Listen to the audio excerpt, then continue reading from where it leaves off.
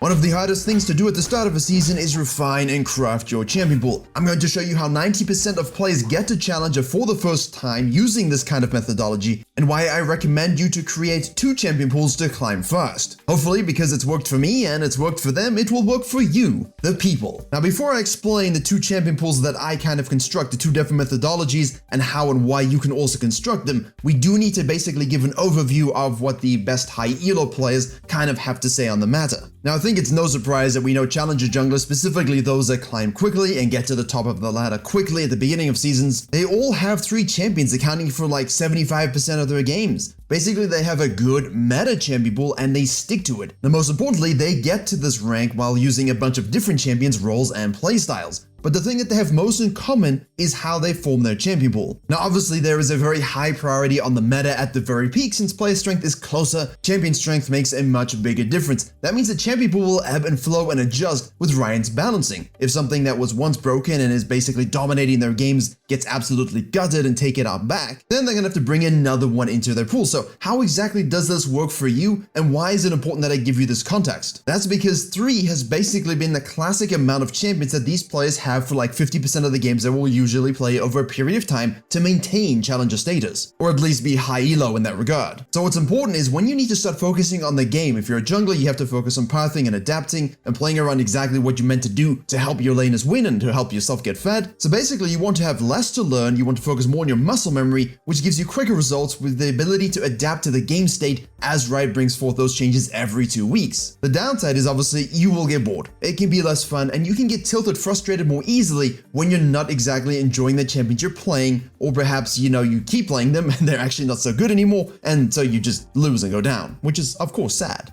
And don't forget, on January 30th, we will be having an all-role bootcamp, myself and Coach Kai taking you through the jungle, mid lane, top lane, bot lane, everything you need to know from every position to get through Season 13 and beyond. Click the link below and I hope to see you all there. Right, with that little introduction in mind, essentially it comes down to the following. We have one tricks versus meta versus people who just main one role versus jack of all trades, and then you've got the off meta. One trick basically allows you to find a lifestyle, to find something that you enjoy, that you love, that you will spam no matter what the balance changes around it, and obviously picking something that isn't really high play rate, that isn't high ban rate, that Riot isn't likely to kind of buff or nerf. This is the best way to go. You know enemy champions almost better than their players know them because you face them, and you face every champion with your one chosen lifestyle. The downside is if your champion does get nerfed or does get hard countered by, say, what the meta is providing, then effectively you are dooming yourself to be stuck in whatever your peak rank is with your ability on the champion. Now, it's great to have this knowledge of your champion versus the meta versus every other champion in the game, but if your champion simply doesn't have the numbers, doesn't have the ability to actually take on the world, well, then you get Katarina mains basically saying, please don't nerf Katarina, I want to be Challenger, not Diamond, and that's kind of the effect you're going to have. Now, meta is obviously the best way to play the game because whatever is S tier in my best junglers tier list, whatever is S tier in the data that you find on those sites, this will be good for you to use. You will have the best success, but the downside is you're going to keep shifting your playstyle. You're going to keep shifting your champion pool, and you'll never have advanced mastery of those champions. You'll be able to have the best stat check, the best ability to play jungle, to play top, to play mid, but you as a player won't improve nearly as much because you are covering up weaknesses by the strength of the champions that you are playing. Granted, this will help better for those who are just looking to straight up climb and don't care about, having fun on the champion they're playing. For them, it's just about having fun winning in their role. Now, what most of us do is we actually just have a main role and we pick 3 to 5 champions that we slap in that pool, and we choose them in accordance with what style of class we like, what kind of champions we like to play already. Now, I have made a video on this particular topic, actually multiple, and I will link those in the description. So if you're kind of thinking, right, I just want to play 3 champions that I enjoy,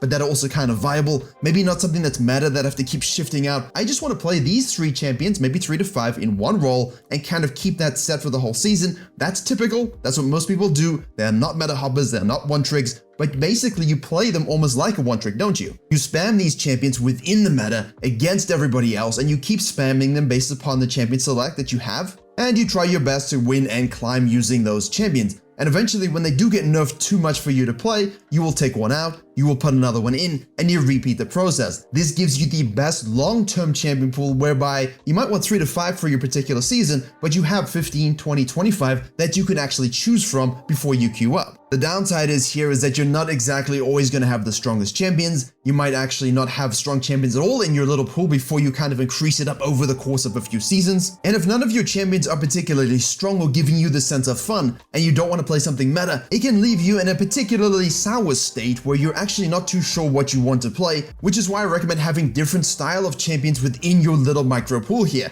Having something that's a fighter, maybe a tank, maybe an assassin, maybe even a marksman if you're feeling particularly adventurous. It's good to have variety, so you can always slide one in and out that makes more sense for you in the moment, but also something that can kind of be viable in your chosen position. This doesn't really go for your classical bottom laners because, yeah, you know, skill issue. The jack of all trades, you know, that's the A-rank players, people that just play whatever they want, 100 champions in a season. Just don't be this. You learn no mastery, you are not actually good at any of the champions you think you play. I mean, in a way, you don't actually play them anyway, you just kind of run them down for a few games and go, well, this is good or this is bad. Hey, look, I did this. Hey, I did that. Nah, you learned nothing. You're not good at any champions. Don't do this. And finally, the wheelhouse is the off meta. And this is where you have such a strong advantage if you can basically play them like a one trick, play them like a regular champion pool would, but you have the advantage of the meta champions not having any idea what you do. You have the advantage of champion knowledge, you have the advantage of maybe countering them in a niche way that they never ever face, and you have the absolute maximum fun possible in League of Legends. Downside is if we were to kind of create a metaphor for how this affects your climbing, playing a meta pool will basically make it really easy to climb with 2 legs. You've got your goats, you've got your supplies, you've got your tens, you know, your one tricks. It's a little bit more difficult, but once you get going, you just keep moving. You found like a secret path up the mountain. The main role champions are basically just your well-rounded camper. They've got all the supplies, a full team, they've got more goats, they've got some cows, they've got fresh milk. They are not going to go as fast as those pro climbers, but they will reach the top and they will do so having a comfortable and good experience. Now, as you all know, I play Zyra jungle, Kai'Sa jungle, or in jungle classically for many seasons. This would be like climbing up the mountain with no legs, doing a handstand with the one arm you do have,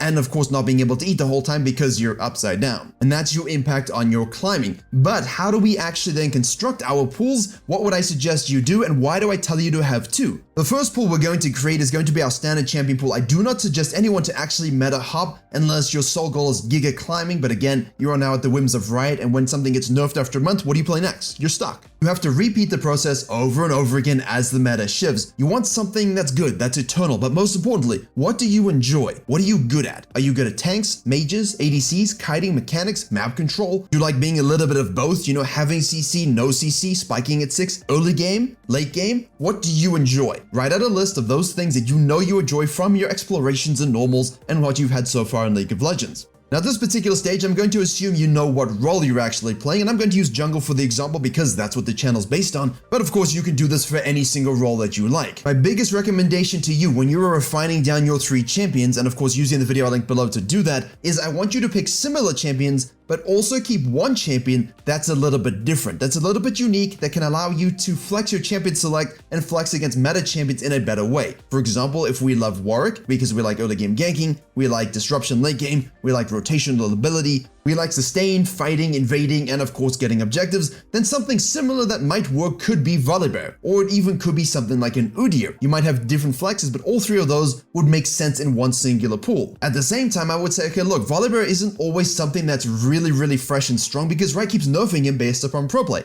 And I love my bear, but I would say Udyr and Warwick are going to be eternally good. Why don't we choose something that maybe is a little bit different that can counter them should they be picked away, but also exudes the strengths and maybe allows me to develop as a player? Now, if I said something like an Evelynn, you might go, okay, well, that's AP, that's good, but Warwick counters her, should they pick that? Yes, I can do well against the Udyr, but it's playing like an assassin, it's so radically different. What about an Elise? Okay, Elise makes a lot more sense. Early game, damage, snowball, CC, objectives, it matches a lot of the things that the Warwick has, but your team fighting will be a little bit different. However, that's good here, that's good to make you stretch yourself as a player so that you can understand the game from different perspectives. At the same time, if you want to maybe be a little bit more map controller and a little bit more scaly, say like the Udyr, then we could go with something like an Echo. It provides, again, that AP threat, even though Udyr and Warwick do hybrid damage, but it's also something different that gives you counter ganks, that gives you snowball, assassin power. You can also solo objectives and 1v9 carry games. It's a different concept. What I wouldn't suggest is, hey, look, you play these 2 champions, go play Kindred. That's radically different. Whereas a Kindred main, I would say, okay, listen, you most likely should be playing Graves, and they'll say, yeah, I agree with you. And then we could say, well, you like the range component, why didn't you go with a Nidalee? Very difficult to play in Master,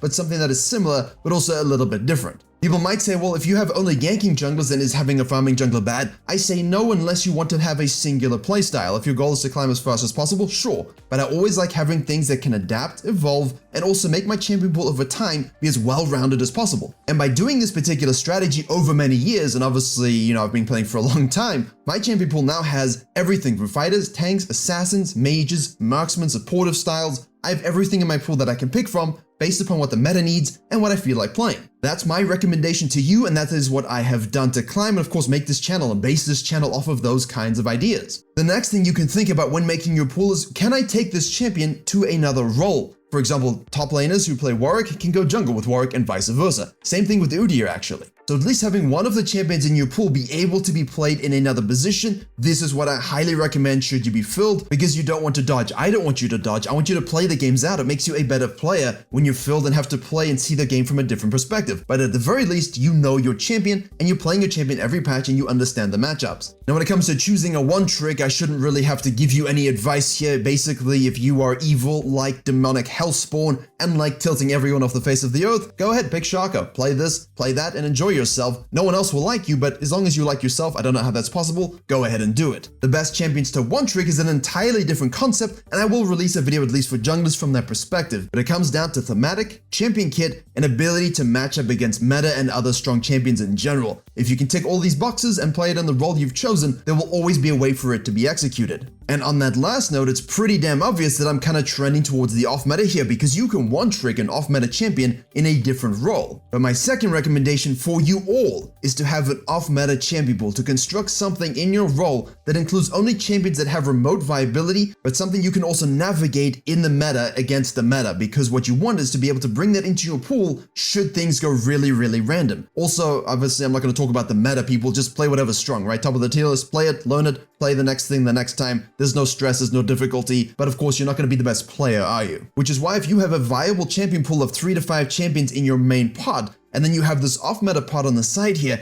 you can always break it out in niche scenarios where you might feel the matchup is extremely good for them. And what this gives you is not only interest from your own perspective of playing the game, that's why I play Ornn and Zyra, but also because you have surprise in the enemy. Yes, it's way more difficult. Yes, it's going to be extremely hard for you to kind of climb consistently with these champions. However, what's the benefit of it? The benefit is that you become a better player. All of my avoidance pathing and tracking and basically not playing against the enemy jungler in a 1v1 sense is born of me playing Ornn and Zyra. Same thing with Kai'Sa. My break-even points where I kind of forget that I'm the jungler and I just become a strong champion in the game, that takes 12 to 15 minutes for me to actually get to that point and for my team to kind of believe in me. You obviously have the tilt factor of your team not really thinking you know what you're doing. But when you choose your off-meta champion pool, you're picking something almost like you'd pick a one-trick, but you're also assessing the viability of it in the role. In the case of Ornn and Zyra, CC, scaling, snowball, basically tankiness in one sense, damage in the other. You have the ability to support your team in team fights and play properly, and obviously you can clear viably. I'm not talking about 4-minute full clears, guys. Sure, there's some fallback on objectives and there's some fallback on 1v1 senses, but if I have good jungle pathing and I'm intelligent with my tracking, I will always be where there are not. I will always have counter ganks, I will always have counter jungling, and they can do nothing about it.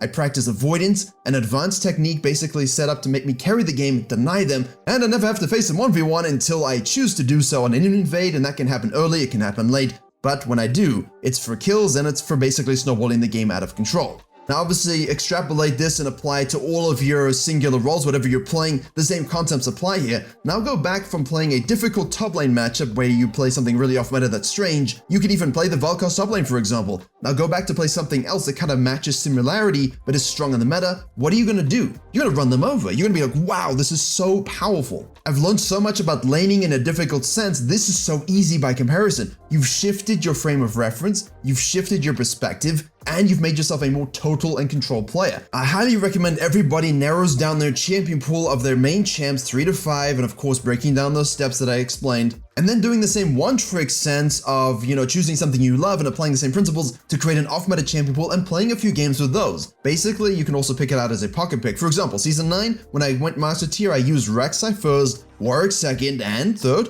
Ornn jungle. I broke it out when those two either banned or just made no sense, and I could fall back to the Ornn and no one knew what I was doing. I did, they didn't, and I won a few games doing that in my total climb. Likewise, I've had Zyra as a third pick there in the next season, I've had Volibear when he was basically off meta because he was so terrible, or even last season when I basically used Mundo. He had a 0.8%, 0.5% pick rate, a 49% win rate. He was an off meta choice. I spammed him 150 games and it was easy. I learned everything about him in and out. Then he became strong now with the changes, and it was even easier for me because I knew the limitations better than anybody. And now he's regularly assembled into my pool of, 15 to 25 champions that I've got 200,000 mastery plus points on. And I can just pick and pluck and choose my main champion pool, my off-meta champion pool, and I basically fuse them together as I think necessary in champion select. And this takes time for sure. But if you can basically do this and develop your main champion pool, you will have an absolutely wonderful time. And of course, if you're good enough at these champions and your role, Challenger awaits. If you want to understand the best way to play the jungle and of course understand the game, click the video in the box in your top right and that will help you no matter what champion pool you have.